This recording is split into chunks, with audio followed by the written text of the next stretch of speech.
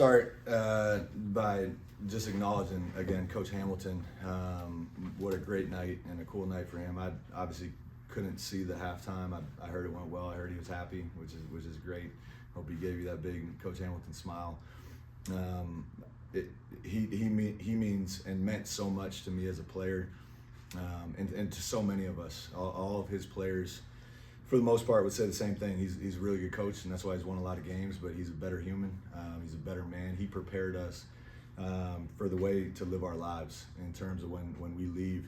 We know how to respect people. We know how to look people in the eyes. We know how to shake people's hands. We know how to converse with people. And a lot of that was because of his leadership. So what a cool opportunity as a program to hang his name forever in our rafters, to celebrate as the career all-time wins leader.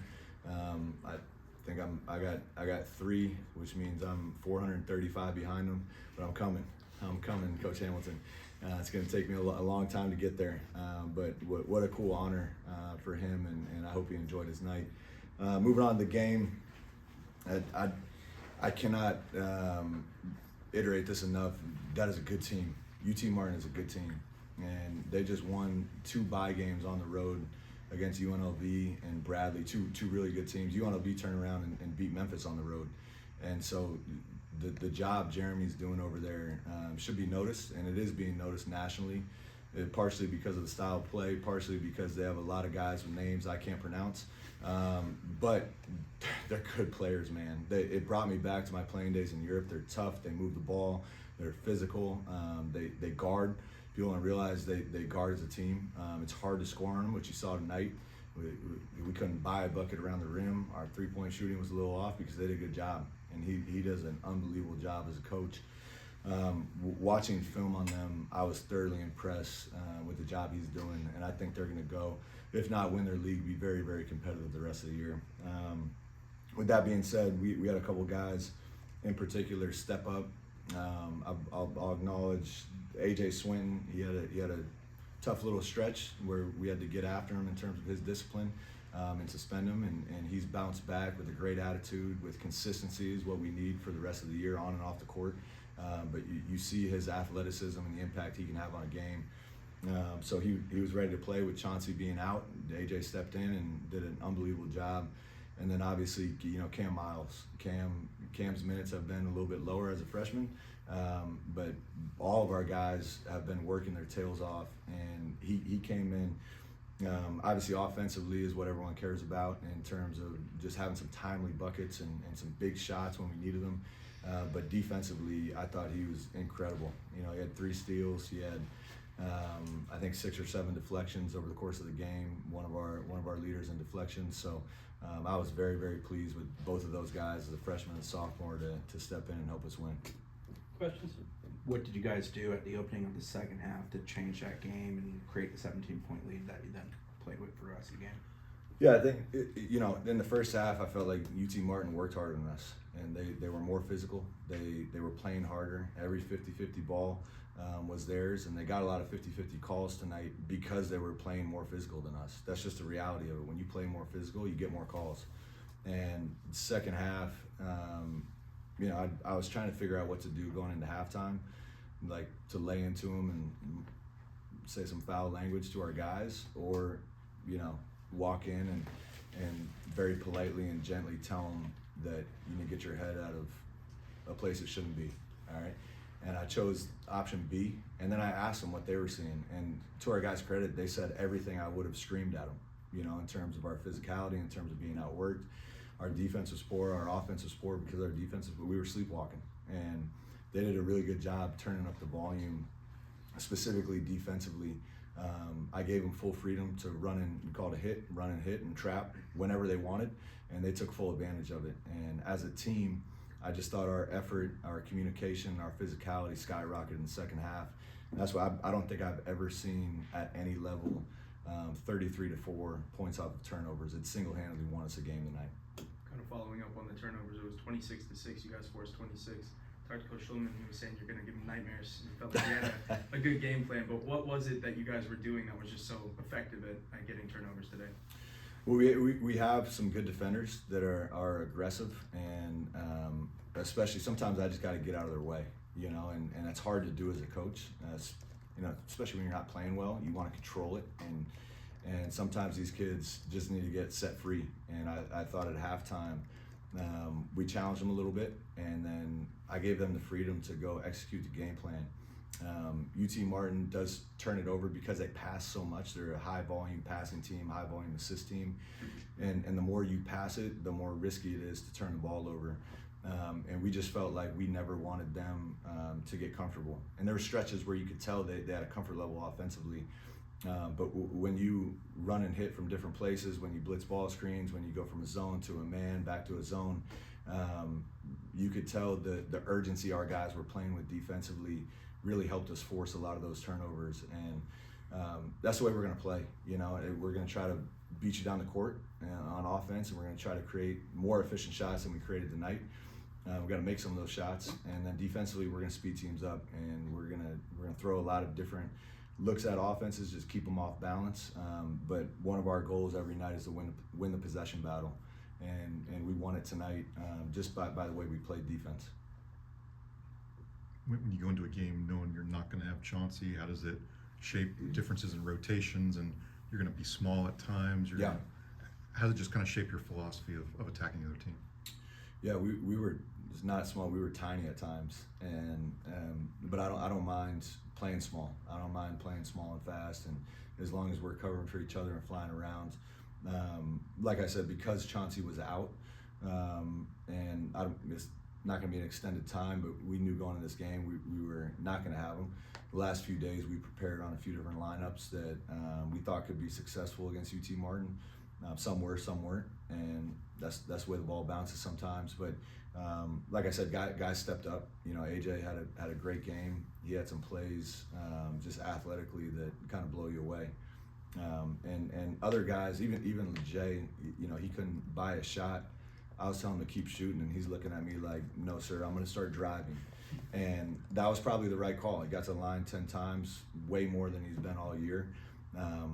I'm still going to tell him to keep shooting, him and Kobe specifically. Start one out of 5 both, because their game plan was to take those guys off the line and make it really tough for them to shoot.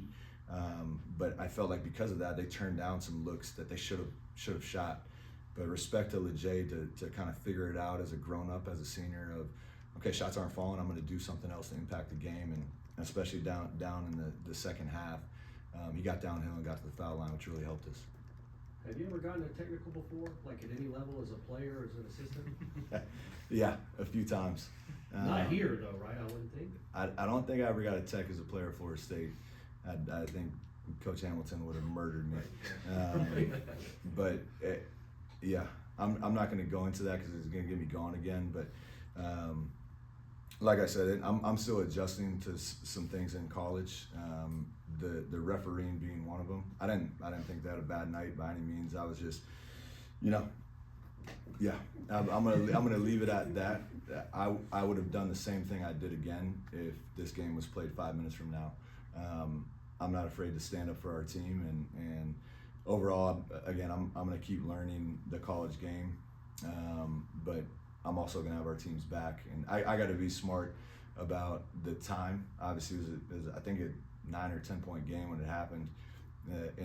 Late in the second half, I got to be a little more wise and control my emotions. But I'm also, you know, going to stand up for our team and stand up for what I believe are right calls and wrong calls. But overall, I thought the reffing was fine. It was just a moment of a little bit of fun. Well, it was a crazy call. Yeah, well, I'm not. Don't you have a comment on it? I did have another question though. When you go into halftime, Corey's lobbing himself know. to his like, gonna give me 5 dunks, having a full-blown panic attack with my administrator, sweating over here. Yeah, what were you gonna say? You're 4 games in now. Yep. When you go into a locker room at halftime, is it the same message every time, or like, do you let the players kind of tell you? Do you get advice from the players or feedback from the players as far as what they would like to do, and how much is it like? I don't know. You guys talk to each other. It's collaborative, not just coaches talking to players and telling them what to do. Yeah, that's a good question. It's never the same. I think coaching is a lot like parenting. The same thing doesn't work every time. You can try to discipline your kids 1,000 times over. Sometimes you got to love them. Sometimes you got to yell at them. Sometimes you got to hug them. Sometimes it's always different. And that's the job as a head coach and the job as a father to kind of find that balance of what they need. Sometimes you need tough love. Sometimes I need to ask my daughter why she did what she did to get her to understand where I'm going. And tonight was one of those moments of like, you guys tell me, you guys, and I'll say this too. Sometimes I got to read the room, and when you walk in and the room's not silent, they're actively talking and sometimes yelling at each other. To me, that's a great sign, because they're not satisfied and they're trying to help each other. And that's what made me happy tonight. I walked in the locker room, they were all engaging with each other and telling each other the same things I was about to. And that's where you got to kind of shift gears. I was going to light them up, and I just asked them what they thought and what they were talking about, and they hit it spot on. And we as a team, we have some talented guys. We don't have the talent to ever get outworked. Doesn't matter who the opponent is. We cannot get outworked on either side. And I felt like first half we got outworked. And that's a credit to UT Martin too. They play hard. But our guys realize that we can't expect to do what I think and what they think we can do this year and surprise a lot of people by being outworked. It's impossible. So I was happy and I was pleased, not with the way we played, but with their response to the way we were playing. And like I said, sometimes as a coach, you got to feel that and see that, especially with 6 seniors on the team, and get out of their way a little bit and let them go do their job. Is Alex a guy that kind of works the right way whenever he is on the court, though, in the sense of doing whatever it takes, whether it's rebounding, blocks, even some assists? I know you probably like him to hit more free throws. Yeah. Oh, the free throws tonight were atrocious. I almost had a heart attack on the sideline when I think we missed our first 4 maybe. But then it was the whole game was out of rhythm. And again, it's a credit to UT Martin, but it's also, I'm not an excuse guy. We had a week off. I thought our last 2 practices were absolutely dog poop. And I let the guys know that the way you prepare impacts a game. And even when we shot our free throws today and shoot around, we weren't focused. You call it basketball, guys, call it whatever you want. We did not work the way we should have worked leading up to this game, and to me it showed up in a lot of different areas. But with your question of Steen, in regard to Steen, he's probably our most dependable guy in terms of knowing what his job is and then executing his job regardless of the circumstances, which I love. I know I can count on Steen. He knows his job. He knows how he can impact winning, and he does that at just an automatically consistent level, time in and time out. Put him in the game, usually good things happen. Take him out of the game, I don't feel quite as confident as I do with him in the game. And he does all the little things. Some people call it a glue guy. It doesn't matter what it is, he's gonna do it to try to help the team win.